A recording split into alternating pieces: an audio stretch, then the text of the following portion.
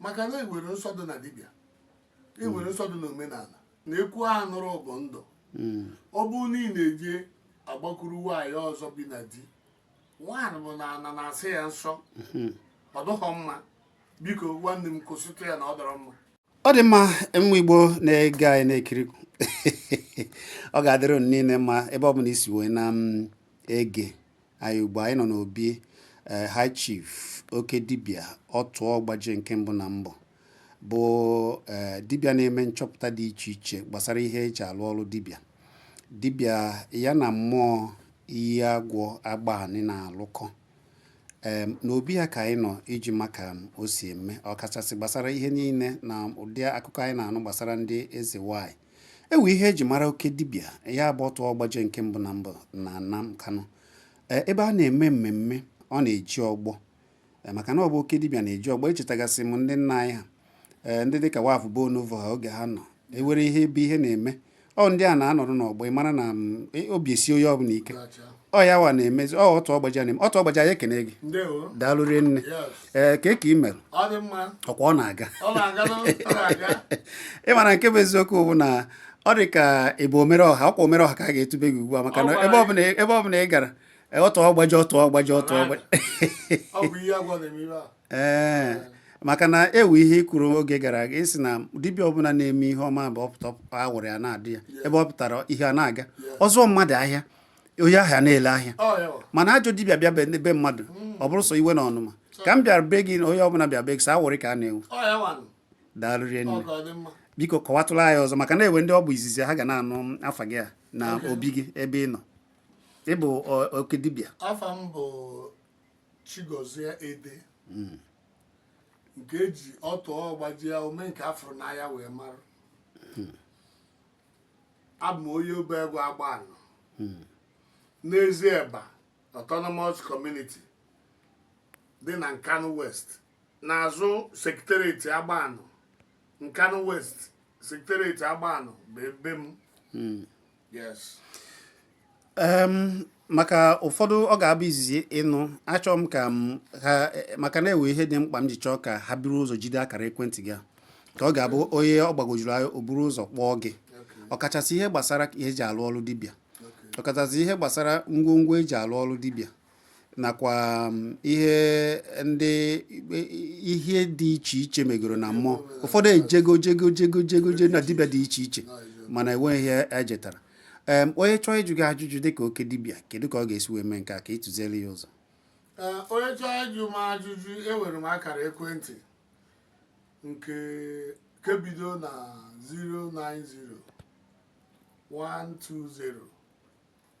090-120-930-90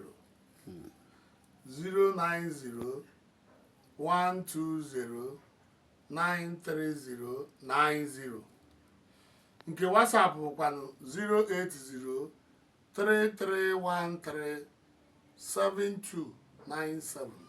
ya nke WhatsApp 080-3313-7297 iweta m chọọ ihe ọbụla ị chọrọ ịjụ. Ọ dị mma ka anyị bazie n'isiokwu m ị na-eji ọgbọ ọ bụrụ dibịa niile na-eji ọgbọ onye na-ejikwa n'ọgbọ bụ dibịa kara aka ma ihe gbasara ọdịnala doro anya mana ị na-eji ọgbọ ọkwa ya kedu ka onye kwuru okwu sị ọkwa maka ndụ gị maka na ebe ọ bụla a na-eme ihe ọdịnala oke dibịa pụta ji ọgbọ ọ bụ ya ka a ga na-aya mgbọ ahụ ọ ga na-aya mbọ bọtụ na oji ọfọ na-ana ihe eji eji ọgbọ wụ ịmarụ ka esi eme omenala o ruo n'ebe a na-eme omenala ihe gbasara ime akwamozu na nnukwu mmemme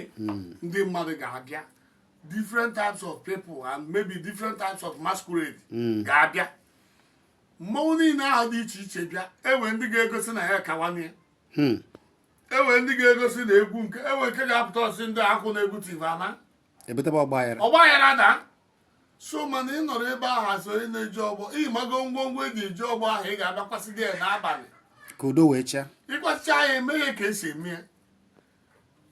ịkwasị enwe nke ị ga-akwasị ngwongwo si ha na-enweghị ọgụ ga-ada na bunu from ụtụtụ tv next day a na-eme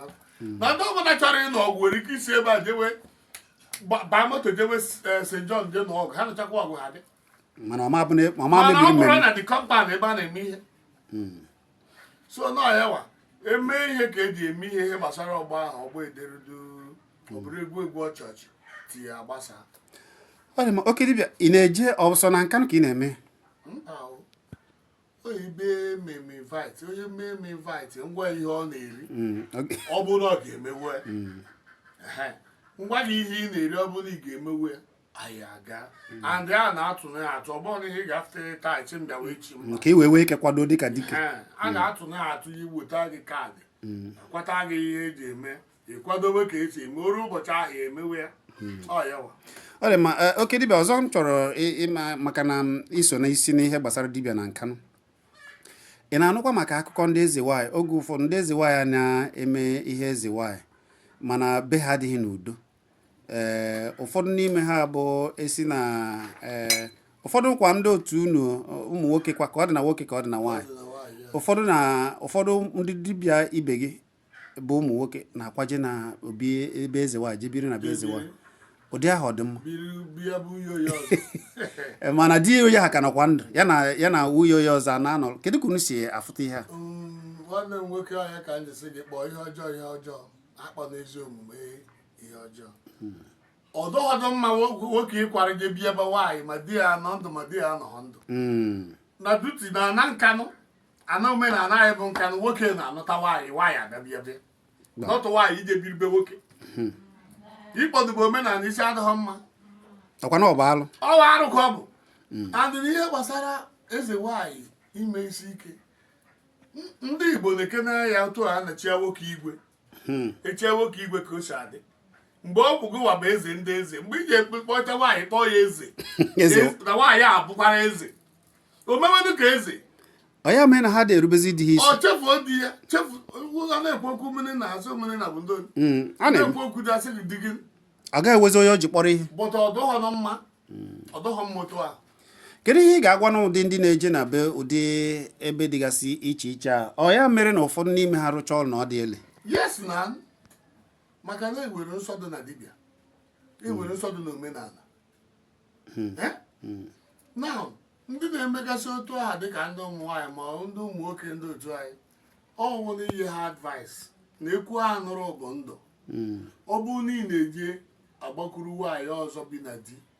nwaanyị bụ na-asị ya nsọ ọ dụghọ mma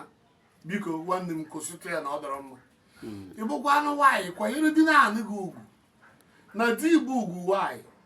ibugodere eze nwaanyị na ibe eze nwoke kwanyere ndị na-anị gị ugwu ma ihe dị mma mara onye na-ajụ ajụjụ mara ndị ị na-eso mara ndị oyi maka ndị sụrụ oyibo siri tell me your friend I will tell you whom you are maka na ọ dị ka ọ dị kpọbọ dị ka ọ dị azụ yes ọ dị mma high chief ka anyị gbadatakwa na obi afa gị ịma na isi n'iso na ndị ọha nzi na-agba afa ị na-emekwa n'ihe eji agba afa ọfụma kedu ụdị afa a sị na afa dị n'iche n'iche ụmụaka ugbu a pụta ha sị na ha na-agba afọ ụfọdụ asị na ha bụ aka ji ọfụ ụfọdụ na-aba n'ime ọhịa eje chọọ ofu osisi wee kede akwa maka na anụ na mmụọ iyi agwọ na-alụ ọrụ ha ejezi achọ emebe nke ha kedu ihe ị ga-agwa ụdị ndị dị otu a ihe niile wee procedure eji eme ekwugo me before adị na ije ka ime ka ihe agwọ ime amewo ya ewere ọrụ ị na-arụ ị mara ebe ọrụ ahụ si mara mmụọ ị ga na-eso mmụọ ọbụla nọ n'ụwa nwere ọrụ a na-ewe ntụziaka ha na-enye isoro ntụziaka ị na-aga n'iru ijekwanụ mee ka ị dị ka ihe agwọ warị na-abụghị ihe agwọ o siri ike ụfọdụ na-ebute ọwụwa dị iche iche ya mere na ụfọdụ anọgide asị na okorobịa gbabiel nwụọ mmadụ bụ omume na-ebute n'ọnwa ike mmadụ bụ omume na-ebute ọnwa ike ajụrụ ya na-ebute ya wụọ ọ dị m oke dibịa ịwa ajụjụ ọzọ m chọrọ ịjụgo mana ị ga-eyi akara ekwentị ahụ tupu ka anyị wee ike maka na ihe m ji emakwa n'ihe a ji eme ya ọsịsọ ọ bụrụ na unu na ebe a na-afụ ka ndị na-eche oke dibịa karịrị akarị ka o wee ike za ndị nọ n'obi ya na-eche ya maka na esi obodo dị iche iche wee na-abịa na nke obi dibịa na nke a na anyị na-ayọta oge ayọta na-emezi ya biko akara ekwentị gị maka na afọ na ndị mmadụ na-eche gị tupu m ajụ ajụ a m chọrọ ịjụ. Akara ekwentị m bụ 090 120 93090 090 120 93090. Akara ekwentị WhatsApp 080 33 13 7297. Ya bụ nke WhatsApp 080 33 13 7297. That is it. Ọ dị ma anyị nọ n'obi Otuogbajie nke mbụ na mbụ na Nkanụ. Ọ bụ oke dibịa, anyị nọ n'obi ya.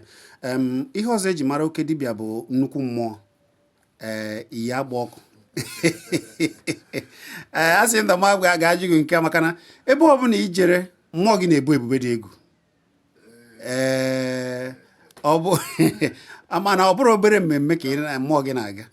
Kedu ihe ị ga-akọtụrụ anyị gbakara iyi agba ọkụ Otuogbajie, mmụọ oke otu gị, oke mmụọ? Ihe a bụ ka ndị ya eme ọrụ bụ ihe agba anyị kụziere m ihe a kụziere m ka m si eme dị mmanwụ usoro aka ahụ na-aga. Ma onye na-eme obere mmemme invite ka eji ememe invite anyị ga-aga aka niile ararụ. Anyị na-jee n'udo, anyị anata n'udo, anyị abụrụ ndị okwu, anyị abụrụ ndị ama. Mana anyị bịa, anyị na-agwa egwu, ya gbakwa na-agba egwu. Ọ na-eme ihe dị isi eji mara mma ugbo. Ọ bụghị ọgwụ ka o ji anata gị ego. Obi ọ hụrụ ọkpa gị na ihe o meriri na ego o tere ga-eme. Ndị na-akpụ ya efi akpụ ya efi, ndị na-akpụ ya ebi akpụ ya ebi, ndị na-awụ ya ọkụkọ, ndị na-agwụta ewu. Ihe onye mere ka eji akpụ ya. Ọ ya ka ọ pụtara. Ọnwụ anyị jide ebube nke anyị jikara nne mụrụ anyị bụ nke ahụ. Ihe m ji kwuo ya bụ na awe oge n'Enugu a emere ihe mmụọ omenala, mmụọ festival last year. Oke mmụọ gị nọ n'ọgbọ nke dị egwu. Ọmụnwa ji represent Nkanu West, directed by High Chief Akoye Wetara, the CSO Nkanu West. Yes. O wee bụrụ na ka onye si eme bụ ka ekwesị akpọ ya. Ya bụ na ihe ọbụla gbasara ọdịnala doro ya. Ihe m ji kwute nke a bụ maka ndị na-abata omenala ugbo, ụmụaka na-abata omenala na-amaghị ihe bata omenala. Ị na-eme nchọpụta mkpaakwụkwọ na mgbọrọgwụ na ihe niile eji eme omenala a na-abịa n'aka gị ewere ya. Ihe mmụọ a na-abịa n'aka gị. Ị na-emekwa ma mmụọ, ị na-agba afọ, ị na-eme ụmụ ihe ihe Chizzy siri gị mee n'ụwa ka ị ga-apụta wee mebe. Ọ na-agazi. Ị na-eje mba na-abụghị n'ala Igbo eme mmụọ? Ejego m Port Harcourt, ejego m Lagos steeti. Ọ bụ obodo oyibo ka fọ. Mana mgbe ha na-enu daa n'obodo oyibo ịma na-ekene elu ihe niile adị. Mana ọ dị nso. Ndị na-ekiri gị ga-ama na-afụgo na ewe mmụọ na-eje obodo dị iche iche. Onye chọzie ka ya na oke dibịa kpaa maka mmụọ ahụ, akara ekwentị a n'ihe onyonyo anyị na-ekiri ugbu a maka ndị n'obodo oyibo. Mana ọ bụrụ na ndị na-ege gị wee chọọ ịmata ihe ọzọ gbasara dibịa na ihe mmụọ, maọbụ ndị ihe na-esiri ike, maọbụ ndị nọ na ute nrịanrịa dị iche iche, ma ndị nọ na nsogbu dị iche iche, a wee chọọ ịjụ gị ajụjụ maka gbasara ihe mmụọ na ka esi eme omenala na gboo, kedu akara ekwentị a ga-ezi wee kpọọ ka i wee kapịacha ya? Maka na ana m ama ihe a ka ndị na-eche gị ka i wee wee ike wee fụ ha. Thank you. Akara ekwentị m dịka m na-ekwu bụ afa m bụ Chigozie Ede. Ihe eji mara m bụ Otuogbajie, Omenkeafuru n'Anya.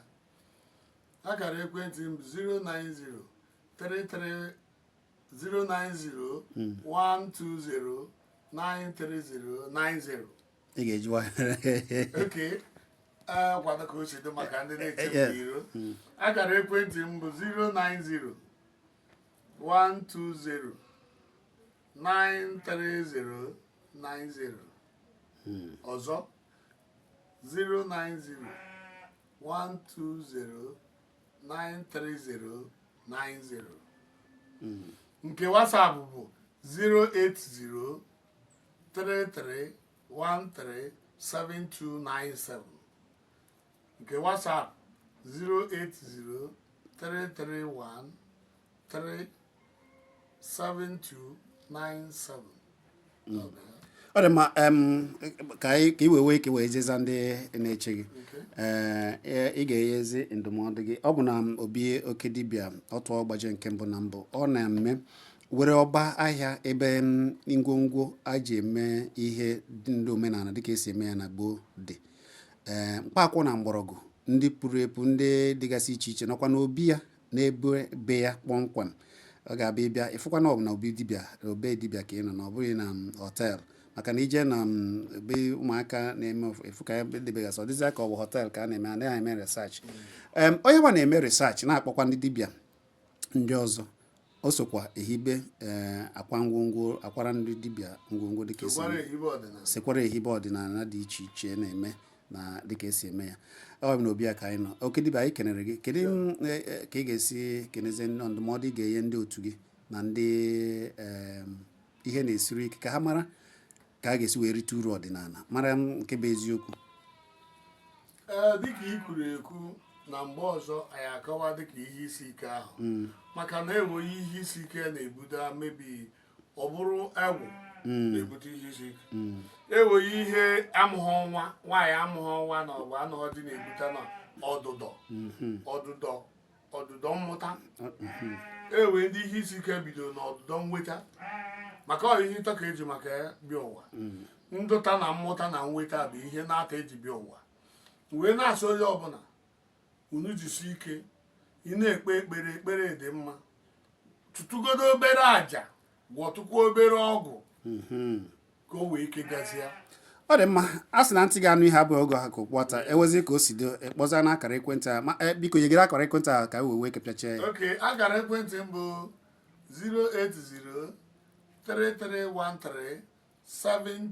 08033137297 nke WhatsApp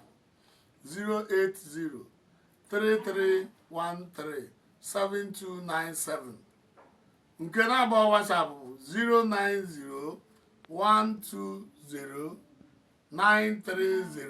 09012093090. ọ dị mma. ọ bụ ọnụ Otuogbajie oke dibịa na agbanị kpọmkwem ka obi afọ ya dị. o nwekwara ọba ebe a na-ele ngwongwo eji eme ihe ọdịnala na eke agbanị ewezi ka o si dị. ọ na-amagoro nnukwu m ga-esi wee mee ya. anyị nọ n'obi ọ ga-adịrịrị gị mma. High Chief dịkwara ụmụ Igbo dịkwara ụmụ ụwa niile ise